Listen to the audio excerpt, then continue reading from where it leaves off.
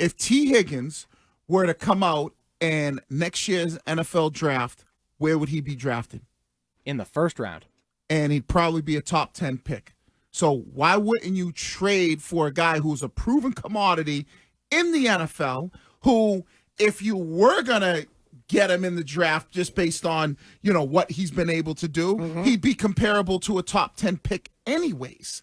So it doesn't make any sense to say, well, you're giving up a top 10 pick. Well, guess what? When you get a guy like T. Higgins in return, that's a proven commodity that is better than a top 10 pick, because you don't know. You already have the quarterback. I could see if you didn't have the quarterback and then maybe you're like, well, we need a quarterback, but you have the quarterback. Now you're getting a legitimate number one receiver that you've seen play in the NFL. So that's why I would look at it. It would be quicker to find out who Drake Maye actually is, wouldn't it? I think it would be. Absolutely, Courtney. That was the issue with Mac Jones. The Mac Jones apologists, Greg, no offense, we're constantly saying, well, you're never going to know what his ceiling is or who he is because they're not adding talent around him. Oh, you're going to see his ceiling this year. Let me tell you that. He's going to hold that chalkboard or that clipboard real well. Greg, but what Courtney says is spot on. I know you made the point at the beginning of the show, and it's accurate, that they fired Bill, but they maintained all of his practices. If they want to actually see a change, the biggest flaw, the fatal flaw of Bill Belichick's time here, was his lack of a desire to support the young quarterback with weapons and coaching.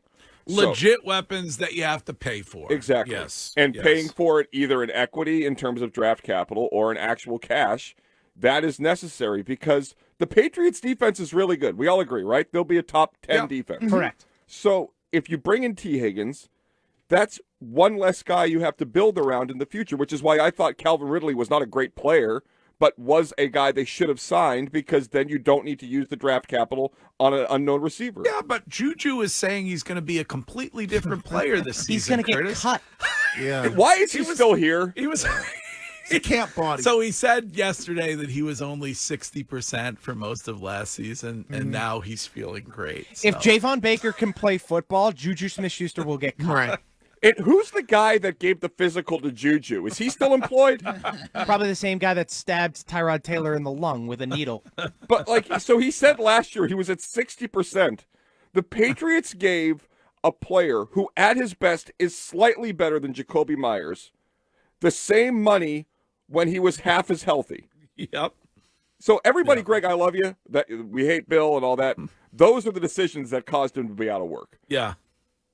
Like, I don't think Robert Kraft said, don't sign Jacoby Myers, sign Juju. Do you? No, not over a couple $1 million or whatever it was. And that was all what Wiggy alluded to, that when you're an undrafted guy, Bill never sees you change. But Robert could have said easily, Bill, hey, listen, you know what? We're going to pull the GM duties from you a little bit just because of some of the decisions, and we'll go from there. But I look at, and I agree that Bill at times he's a head scratcher with guys that he drafts. Guys that he signs in free agency. You're like, what?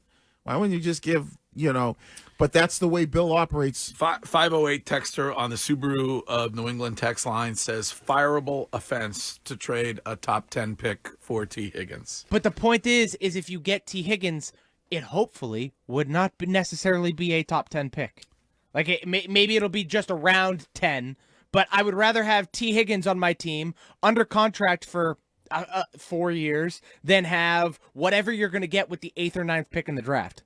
Well, how is that a fireable offense? Because what do you need? Well, because you brought up Steph Diggs earlier. Yes. Okay, T. Higgins is not Stephon Diggs. So you're not going to give the same collateral. But he's very similar to what Stephon Diggs was when he got traded from Minnesota to Buffalo. Like, I would say those are very similar comparisons. A guy who is on a team with another established receiver who's looking to make his own way and be his own number one and make a ton of money. And the Stephon Diggs trade was a 1, 3, and a 5.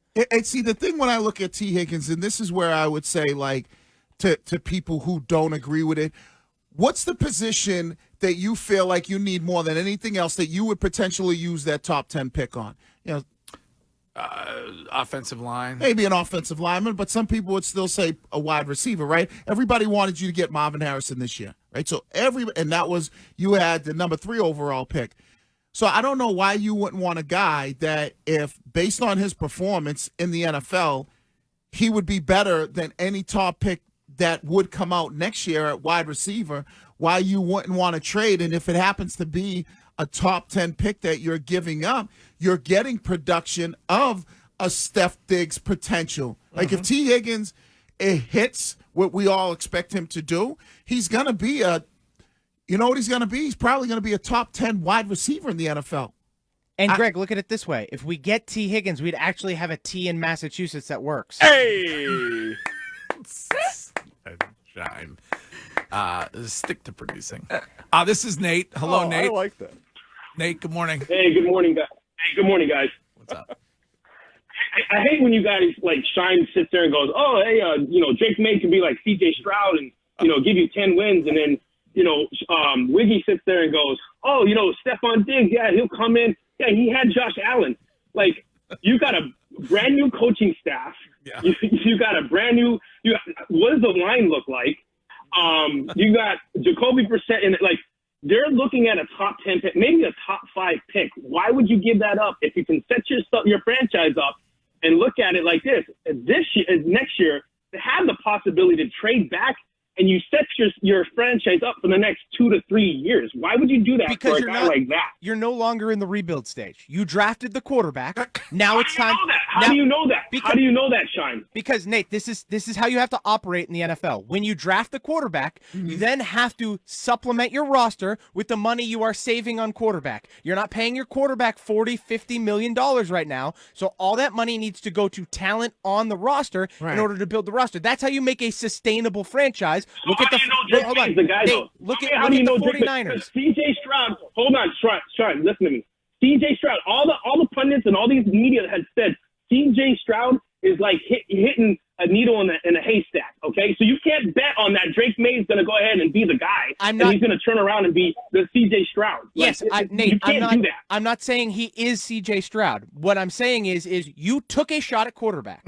You have the guy on your roster. You now have to start building the rest of the roster, because then, if Drake Maye isn't the guy, it's very simple. You won't be that good anyways, and you can just draft another quarterback, and he inserts into a really good roster. Okay, well, Shime and Wiggy are all in when it comes to T. Higgins. Yeah, I'm all on board. Okay.